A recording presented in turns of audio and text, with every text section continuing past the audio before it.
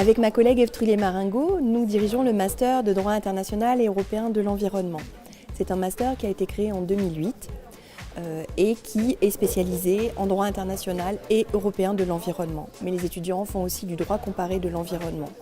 Ce master a obtenu le label de l'Académie d'excellence d'Amidex. Le soutien d'Amidex nous permet d'offrir aux étudiants des promotions du master, des opportunités qu'ils n'auraient pas dans un master classique. Ça nous permet par exemple d'inviter des conférenciers et des chercheurs étrangers reconnus, mais ça nous permet aussi d'organiser avec les étudiants des manifestations, des exercices de travail innovants, comme par exemple la simulation de négociation qui a lieu aujourd'hui.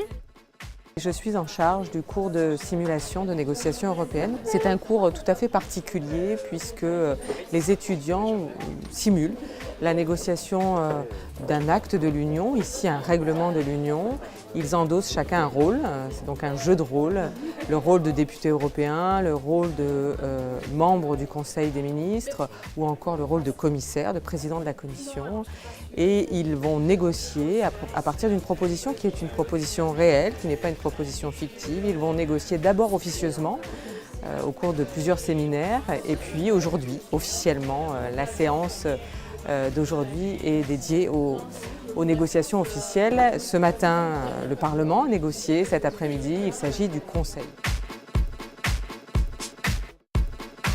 Aujourd'hui, on se retrouve pour une négociation relative aux perturbateurs endocriniens, qui est un sujet très complexe au sein de l'Union européenne et qui fait encore débat. Cet exercice est très intéressant parce qu'on va vraiment chercher très loin, on fait énormément de recherches en amont. On va même au-delà de nos opinions et ce qui est très important. Donc là, pour la négociation, je suis présidente de la Commission européenne. En fait, moi, j'ai surtout eu donc un rôle d'expertise pendant négociation, c'est-à-dire que j'ai dû étudier les différents traités politiques de l'Union européenne qui entouraient la question des perturbateurs endocriniens qu'on avait à traiter. J'ai aussi eu un rôle dans la négociation dans le sens où j'ai essayé de créer des dialogues entre les différentes institutions et entre les différents membres des institutions pour essayer de faire en sorte qu'ils se mettent d'accord, puisque moi mon but c'est qu'on adopte à la fin un texte législatif. Nous on est le groupe des Verts, on a un rôle qui est axé sur la protection de la santé des personnes et de l'environnement. Et c'est quand même intéressant de jouer ce rôle et d'avoir des arguments qui ne sont pas forcément les nôtres,